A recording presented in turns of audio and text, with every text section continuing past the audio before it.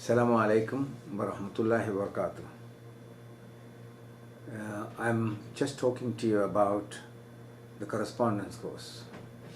The correspondence course is a complete package of guidelines how to study for the exam for the coming March. We have just started and I'm sure you received the questions up to now, and I have sent you the study guidelines outline. Just follow that, read that. Read these initial papers I have sent you, and some of them are in the Dropbox. So if you have been referred to a Dropbox, if you have a problem with the Dropbox, call us and we'll help you. Dropbox will have material, learning material, video links and some videos, and also most of the guidelines will be there. Now, the study guidelines outline is giving you a syllabus, the curriculum modules and study guidelines. And the clinical management guidelines will also be included, which is the green top guidelines from the Royal College, nice guidelines, and I've got a guideline from Brighton and Sussex University Hospitals for you to go through. The idea is to study every week on one or two subjects. Initially we'll start with one subject and then go through questions on the subject. So we are sending you the questions first. So you go through the questions and it will be categorized under one subject. And these categorized subjects will be given to you in material for you to reading material, and read them. And then you correct your answers. Once you correct your answers, I want you to use some of the papers that I am sending you, which is actually our forms. There is what you call a daily timetable, what you are doing every day of the week. You can take the weekend off if you like, but at least 5 days of the week you should work. Now in this you spend a minimum of 1 or at least 2 hours. 2 hours is ideal, even more is no harm. But you have to concentrate and you have to be serious because I want you to pass this exam. Now here the subjects are given by category. For example, question 14 that is in there, it will be under statistics. So if you are familiar with statistics, you are okay. If not, we will give material for you to read relating to that. You will be, for every week, you will be given 15 SBAs and it will go on for 17 weeks. At the 17th week, we will give you a mock exam. And the topics will be either review articles or textbook reference or some form of guidelines that is taken in relation to that. And the revision exam is a full mark exam that will be at the last week, which is the 17th week. What I want you to also do, if there are interesting cases that comes to you, write it down. This is a continuous study. It is not a studying for the exam. It is studying while you are working.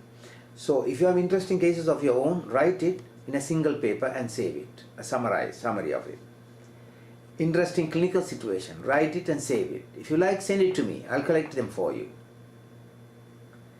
And then also put titles, prepare a revision course, revision list that you will finally be able to go in the last few weeks. And also if you think this particular subject is a hot topic, list it down under hot topics. So you are collecting multiple things. Your clinical experience, your clinical discussions that you have had, and also topics for revision and topics as hot topics. In addition to this, I want to spend at least half an hour to 1 hour after reading the subject material. I want you to make 1 SBA or 2 SBAs. When you make an SBA, you begin to analyze the knowledge in such a way that you will make an SBA. When you go for the SBA exam, you will be easily able to analyze the subject question and answer it. So it makes it easier for you to prepare SBAs. And once you prepare the SBAs, send it to me. I'll collect them for you. And these SBAs, what I will do, I will tell you how you are done. And once you are an expert in making an SBA, you are an expert in passing the exam. And this is one technique I thought I might pass it on to you, because I'm also making SBAs. I'm also making EMQs for the part 2 of course. While making this, you begin to learn. And I find myself more educated while making these SBAs. So I want you to do that same thing. Addition to that, you will have SBAs coming to you as well. So you begin to pick up number of SBAs from the subject. So if an SBA that similar to yours comes, then you pass the exam. Now, I have put a list, 3 lists here. This is a sort of plan. It's a time-based plan. Daily, I might send you video links. So there are some very good videos on the YouTube. Video links. Look at the video. Daily, do some reading of a subject that I send you, or you on your own you can find some subjects. Take some notes. Take some notes for eventually using it for revision. And make up questions. These are the 4 things I want you to do. And you might, one of the days you will answer the questions, of course. Another day you will revise the answered questions and identify the subjects and revise the subject and the correct answers. One other day you will review the whole week's work and put it down in list. This is the time you make the revision notes and you make the revision list and hot topics. And then I am giving you a weekly list, which is this one, which actually summarizes what you did for the week. You did the exam on that day, you revise this subject on that day, you make a note of it. And you start building 17 of these. Sorry, 5 of these, yeah? And every month you make 1 sheet. And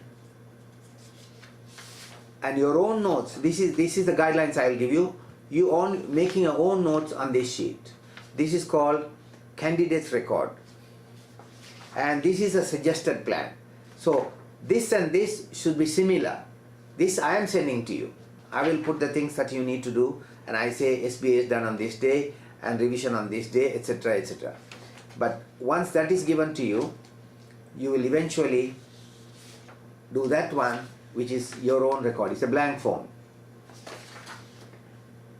Let's review each other at the end of a week and see how you have performed during this week. After about 3 or 4 weeks, I will do another video and send it to you. And I want your feedback. The most important thing is your feedback by sending me your questions, and if necessary, the questions that you have made, and if necessary, just a simple email saying, I'm doing well, these are my things I need to do, etc. So based on your feedback, I'll dynamically adjust the course. Okay? So it's a complete activity between you and me, and even your colleagues can join in eventually when you do the revision course, of course. And then we will see how this thing gets along.